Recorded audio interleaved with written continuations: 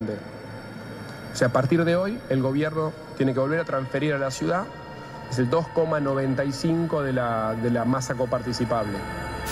Lo que a la Ciudad Autónoma de Buenos Aires le sobra, a nosotros nos falta. Entonces, esta política de la Corte es una política de hood robin, darle más a los ricos. El presidente debe desconocer este fallo. Esto implica conflicto de poderes. No, ¿qué lo voy a desconocer si lamentablemente lo conozco y me parece horrible? Ojalá. No, lamentablemente lo conozco el fallo y es espantoso. Y pero digo, es imposible de cumplir. Claro, pero el gobierno va a hacer uso. De cumplir. El gobierno va a hacer uso de un recurso que le otorga la ley para recurrir. Exactamente. Y además, si quieren que lo cumpla, voy a tener que ir al Congreso. Le voy a tener que preguntar al Congreso, miren, señores legisladores, acá la Corte dicen que hay una ley que no fue declarada inconstitucional, que la declara vigente, pero me dice que yo no la aplique. Saben, ayer el presidente de la Nación decidió no acatar un fallo de la Corte Suprema. Gravísimo. Esto no es contra la ciudad. Esto es contra la Constitución Nacional. Un día aciago para el federalismo por este fallo tremendo que ha sacado la Corte. La verdad, yo sigo insistiendo en la necesidad de garantizar igualdad y de garantizar federalismo. En el fallo mismo queda clarísimo, lo dice la Corte, de que esto no afecta a ninguna provincia. A nadie se le toca un peso. Queda el antecedente que nunca más un presidente le va a poder tocar fondos a las provincias de forma inconsulta y sin que haya un acuerdo. Nunca más. A ver, de uno y otro lado lo que hubo son declaraciones así dramáticas, digamos, del lado de Cambiemos. De hecho, va a haber varios pedidos de juicio político contra Alberto Fernández, contra los funcionarios, diciendo que desconocen un fallo de la Corte. Es poco menos que un golpe de Estado, ¿sí? Y del otro lado lo que están diciendo es que esto afecta terriblemente las arcas de la plata que va para las provincias. La verdad que todos están exagerando, pero también está exagerando la Corte. ¿Por qué les digo esto? Primero porque la Corte cometió un error que pensar que estaba atacando a un gobierno, le estaba tirando un fallo a un gobierno vacío de poder y se olvidó que había 18 gobernadores, 18, pues no son solo los gobernadores peronistas, también 4 gobernadores provinciales sacaron un comunicado criticando el fallo de la Corte, a los que les estaba recortando dinero. Y a esos gobernadores la Corte nunca los quiso recibir. La Corte consideró que el conflicto era entre Alberto Fernández y Cristina, ¿sí? Y esta es una Corte que descaradamente ha favorecido todo lo que tenga que ver con la oposición, ¿sí? Era la Corte contra Alberto y Cristina. Claro, Cristina ya se sabe, la más odiada, y Alberto Fernández, un presidente que está en la práctica de salida y con vacío de poder. Pero la Corte, y casi les diría que Horacio Rodríguez Larreta, se olvidaron que hay 18 gobernadores. ¿Por qué les digo? Que el conflicto no era solo entre la Corte y Alberto y Cristina, Horacio y Alberto. Ahora el conflicto es Larreta contra los 18 gobernadores. Y Larreta quiere ser candidato a presidente y va a tener que hacer seguramente gira en estas provincias donde los gobernadores van a decir, che, este es un unitario. Sobre la plata que recibe la Ciudad de Buenos Aires quiere recibir más plata para sacárnosla a nosotros en las provincias, con lo cual va a dejar en una situación bastante incómoda a los candidatos de Larreta en las provincias que van a tener que responder sobre por qué quieren quitarle plata a las provincias. Y después está, por supuesto, el debate eterno entre oposición y Frente de Todos, que no logran ningún tipo de consenso para destrabar la cosa. Hay que decir que la Corte no estuvo muy inteligente, o en todo caso pensó que esto era contra un gobierno débil y vacío de poder y podía utilizar el truco de la cautelar primero, postergando la decisión definitiva, porque de esto se trata.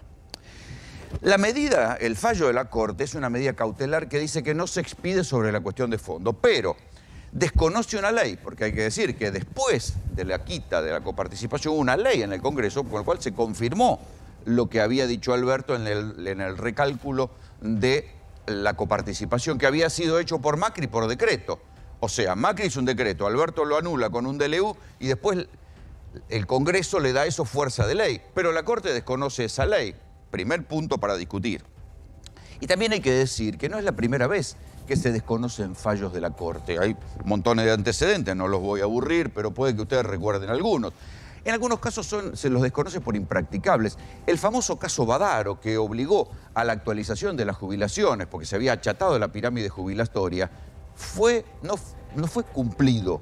Fue convertido después, se convirtió en una ley que más o menos tomaba el fallo de la Corte, porque el fallo de la Corte era impracticable. Hay fallos, por ejemplo, entre la pelea por el agua entre Mendoza y La Pampa, que Mendoza no lo cumplió. Hay un fallo también muy conocido de un procurador que había sido echado por los Kirchner de la provincia de Santa Cruz y finalmente llegó el caso a la Corte ordenó reponerlo y el gobernador de Santa Cruz entonces, Daniel Peralta, nunca lo repuso. O sea que hay muchas veces los fallos de la Corte son ignorados o por lo menos son discutidos. Claro, nunca con tanta repercusión. Acá la cuestión es que esta es una medida cautelar.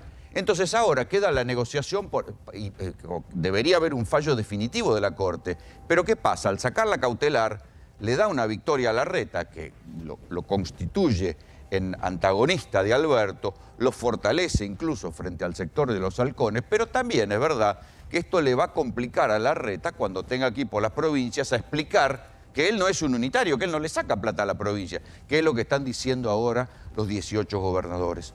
Pero ¿qué puede pasar después de esto? Porque ahora van a llover pedidos de juicio político, cosas diversas.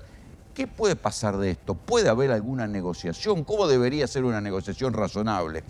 Raúl Timerman me va a ayudar a entender qué puede pasar con esto. Raúl, buenas noches, ¿cómo lo ves? Buenas noches, ¿qué tal? ¿Cómo estás? Bueno, en principio yo no me animo a calificar un fallo de la Corte porque mi ignorancia sobre el tema de derecho es enciclopédica, digamos.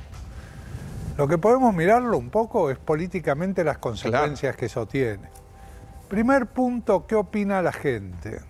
Te aclaro desde ya, a la gente no le interesa. Obviamente. Bien, acá se maneja permanentemente dos agendas. Una agenda que es la agenda del periodismo, los políticos y el establishment, y los medios, cuando hablo de los periodistas, y otro, la agenda de la gente. Esto no pasa por la gente. No, lo mismo pasó con el Consejo de la Magistratura, ¿te acordás? Totalmente.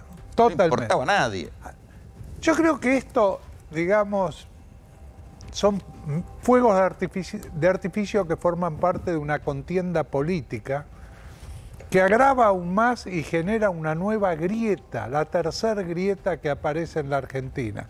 La primera, original, peronismo-antiperonismo, después se convirtió kirchnerismo, antikirchnerismo, cristinismo, anticristinismo. Esa fue la grieta original. La segunda grieta que aparece al principio de la pandemia, después de las elecciones presidenciales, la grieta entre los políticos y la gente. Emergente, Javier Milei. Claro. 20-22% intención de voto, no existía en el 2019. Y ahora aparece una tercera grieta, que ahí donde vos ponés Horacio Rodríguez Larreta versus 18 gobernadores, que es una grieta evidente, que es el AMBA versus el interior. Claro.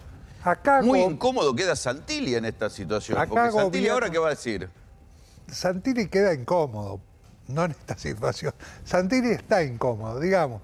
Vos fijate una cosa, Horacio Rodríguez Larreta era visualizado antes de las elecciones del 2021 como el próximo presidente.